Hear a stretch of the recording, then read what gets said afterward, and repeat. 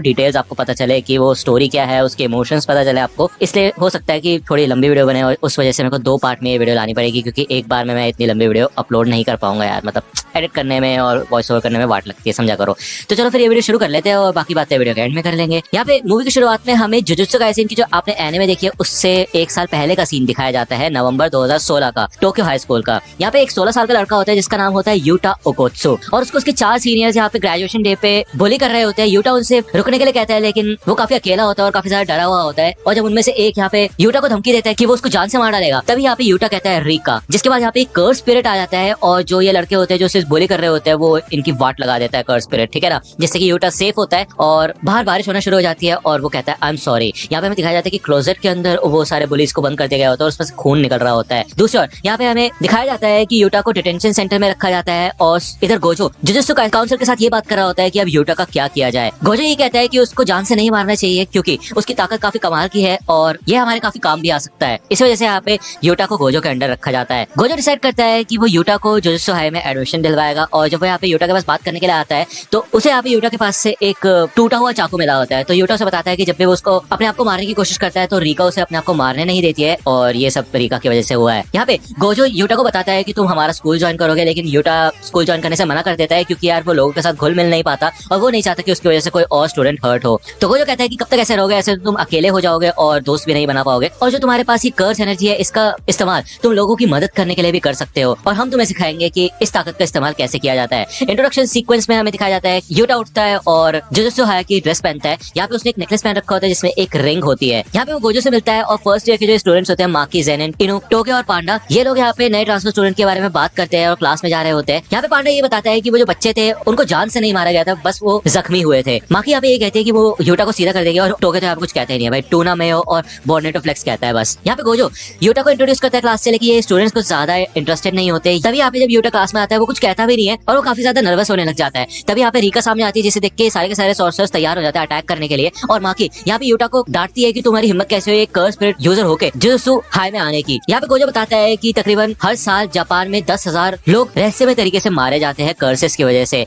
और ये इन कर्सेस का जन्म नेगेटिव इमोशन से होता है, लोग जो नेगेटिविटी फैलाते हैं उनसे, ठीक है ना। जुजुत्सु हाई में ऐसे ही कर्सेस को एक्सरसाइज करना सिखाया जाता है। यहाँ पे ये सारे के सारे स्टूडेंट शॉक हो जाते हैं कि भाई ये क्या है, भाई गोजो इसने पहले नहीं बताई इसको ये वाली बात, अब जाके बता रहा है। यहाँ पे गोजो इन सबको पीछे हटने के लिए कहता है और कहता है कि ये जो यूटा का कर्स है काफी ज्यादा ताकतवर है, और यहाँ पे रीका भी इन सबको वार्निंग देती है कि तुम यूटा को बुली नहीं करोगे। यहाँ पे भी पहले का सीन दिखाया जाता है जब यूटा 10 साल का था तो उसकी एक बचपन की दोस्त थी रीका ओरिमोटो। ये लोग यहाँ पे सेंडाई सिटी में थे और यूटा का जब बर्थडे था तो रीका ने इधर यूटा को एक रिंग गिफ्ट की थी जो कि एक एंगेजमेंट रिंग थी, और इन्होंने ये वादा किया था कि ये जब बड़े होंगे तो साथ में शादी करेंगे, ठीक है। लेकिन इनकी ये एक्साइटमेंट ज्यादा देर नहीं टिकी क्योंकि उसी दिन यहाँ पे रीका को एक कार ठोक देती है जिस वजह से वो उसी दिन मर जाती है। यहाँ पे जब यूटा काफी ज्यादा शॉक में खड़ा होता है, बाकी सारे लोग यहाँ पुलिस को कॉल करते हैं, एम्बुलेंस को कॉल करते हैं, तो यहाँ पे यूटा नोटिस करता है कि रीका ने उसका पैर पकड़ रखा है और वो यही कहती है कि मुझसे वादा करो कि जब तुम बड़े हो जाओगे तो तुम मुझसे शादी करोगे। तो यहाँ पे हमें फिर से अभी का सीन दिखाया जाता है और गोजो यहाँ पे इन सबको बताता है कि अगर तुम यूटा को बुली करोगे या फिर उसे परेशान करोगे तो रीका तुम सबको मार डालेगी, ठीक है ना। यहाँ पे ये सारे स्टूडेंट्स थोड़े शॉक हो चुके होते हैं और गोजो यहाँ पे इन सभी स्टूडेंट्स को इंट्रोड्यूस करता है कि माकी जेनिन एक कर्स टूल यूजर है और वेपन्स पे काफी एक्सपर्ट है, टोगे एक कर्स स्पीच यूजर है जो कि सिर्फ राइस बॉल के इंग्रेडिएंट्स में बात करता है जिससे कि वो गलती से किसी और को कर्स ना कर दे, और पांडा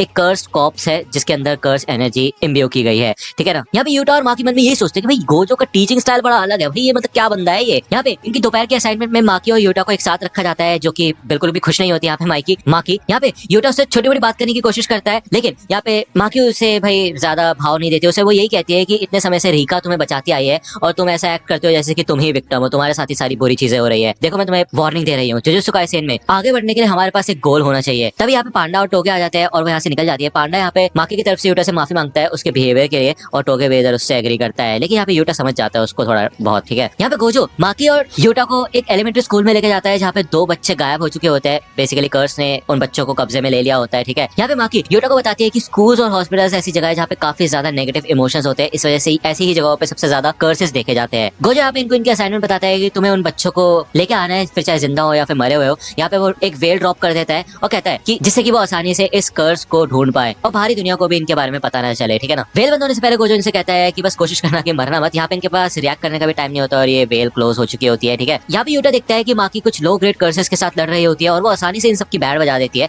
और वो यूटा को बताती है कि ये ग्रुप में घूम रहे हैं इसलिए क्योंकि कमजोर कर्सेस ऐसा ही करते हैं, बिल्कुल कमजोर इंसानों की तरह ये लोग ग्रुप में ही घूमते हैं। यहाँ पे यूटा उसकी एबिलिटीज को देख के काफी ज्यादा सरप्राइज और इंप्रेस हो चुका होता है कि वो कितनी आसानी से इन सबको एक्सरसाइज कर सकती है। यहाँ पे वो उसके पीछे पीछे स्कूल के अंदर जाता है। जब ये स्कूल के अंदर एक्सप्लोर कर रहे होते हैं तो यूटा काफी ज्यादा डर रहा होता है। वो यहाँ पे माकी से बात करने की कोशिश करता है, उसे कहता है मिस जेनिन, लेकिन यहाँ पे इसी बात से वो चिढ़ जाती है और वो कहती है कि मेरे को जेनिन नाम से मत बुलाओ, वो मेरा फैमिली नेम है, ठीक है ना, और मुझे वो पसंद नहीं। यहाँ पे जो क्वेश्चन उसने पूछा होता है उसका आंसर दे देती है। यहाँ पे काफी सारे लो ग्रेड कर्सेस होते हैं स्कूल में, लेकिन वो अटैक नहीं कर रहे होते हैं, वो बस छुपे हुए होते हैं। यहाँ पे माकी यही सोचती है कि क्या ऐसा यूटा और रीका की वजह से हो रहा है। तो यहाँ पे माकी यूटा से उससे रैंकिंग पूछती है कि 4 से 1 में तुम्हारी रैंकिंग कितनी है। तो यहाँ पे यूटा कहता है कि मेरे को याद नहीं है। तो माकी कहती है ओहो वो बेवकूफ पट्टी वाला बंदा, उसने तुम्हें एक स्टूडेंट आईडी दी होगी, वो दिखाओ मेरे को। यहाँ पे माकी देखती है कि उसकी स्टूडेंट आईडी पे स्पेशल ग्रेड लिखा होता है जो कि ग्रेड 1 से भी ज्यादा ऊपर है, यानी कि यहाँ पे यूटा काफी ज्यादा खतरनाक है और ताकतवर भी है। इससे पहले कि ये कुछ रिएक्ट कर पाए तभी यहाँ पे बहुत बड़ा पीछे से कर्स आ जाता है जो कि बिल्डिंग का भाई साइड उड़ा देता है। यहाँ पे माकी उस कर्स के ऊपर अटैक करने की कोशिश करती है अपने वेपन से, लेके यहाँ पे इनकी वाट लग जाती है और वो भाई इन दोनों को खा जाता है और कहता है कि अच्छा खाना मिला, बहुत मजा आया। यहाँ पे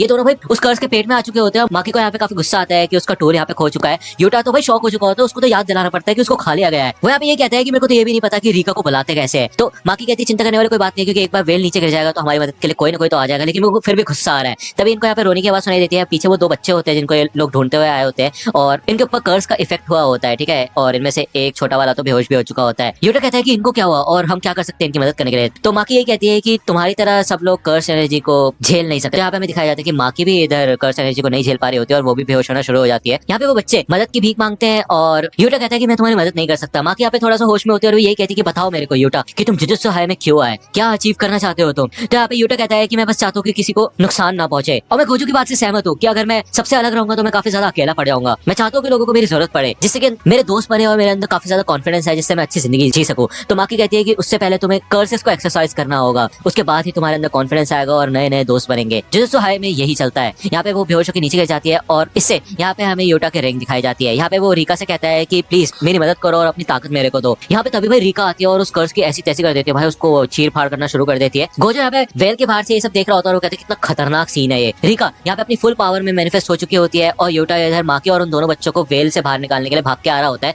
यहाँ पे वो थक के नीचे गिर जाता है, लेकिन हमें यहाँ पे रीका के बचपन का एक इमेज टाइप दिखाई जाती है। वो यहाँ पे यही कहती है चिंता मत करो, आगे बढ़ते रहो यूटा, तुम कर सकते हो। तो यहाँ पे यूटा फिर से उठता है और वेल से बाहर आ जाता है। वेल भी यहाँ पे नीचे गिर चुकी होती है, ठीक है ना। गोजो इधर यूटा को शाबाशी देता है और दूसरी ओर हमें यहाँ पे हॉस्पिटल का सीन दिखाया जाता है जहाँ पे यूटा को पूरा भरोसा नहीं होता कि माकी और वो बच्चे बच चुके हैं, क्योंकि उसने उनको बचाया होता है, उसने पहली बार किसी की मदद की होती है। यहाँ पे वो अपनी उंगली पे उस फिंगर को देखता है और वो यही कहता है कि मैंने पहली बार रीका को अपनी मर्जी से बुलाया है। तो गोजो कहता है क्या बात है, तुम तो प्रोग्रेस कर रहे हो, अच्छी बात है। तो यहाँ पे एक बच्चा आईवी ट्रिप के साथ जा रहा होता है, जिससे कि यार यूटा को अपने बचपन का सीन याद आता है जब वो रीका से हॉस्पिटल में मिलने गया था बहुत पहले और ये लोग फिर वॉक्स पे जाने लगे, उसके बाद अच्छे दोस्त बन गए, फिर प्लेग्राउंड में साथ खेलने लग गए और उसके बाद यहाँ पे उसको याद आता है रीका का चेहरा जब उसने उसके मैरिज के प्रपोजल को एक्सेप्ट किया था। यहाँ पे उसकी थिंकिंग बदल चुकी होती है और उसको ऐसा लगता है कि शायद उस दिन रीका ने यूटा को नहीं बल्कि यूटा ने रीका को कर्स किया था, क्योंकि यूटा चाहता था कि रीका उसको कभी भी छोड़ के ना जाए। गोजो यहाँ पे अपनी ही थ्योरी एक बताता है कि प्यार से ज्यादा टेढ़ा कर्स और कोई हो नहीं सकता और यूटा इधर गोजो को प्रॉमिस करता है कि वो रीका के इस कर्स को जरूर तोड़ेगा जब तक वो जुजुत्सु हाई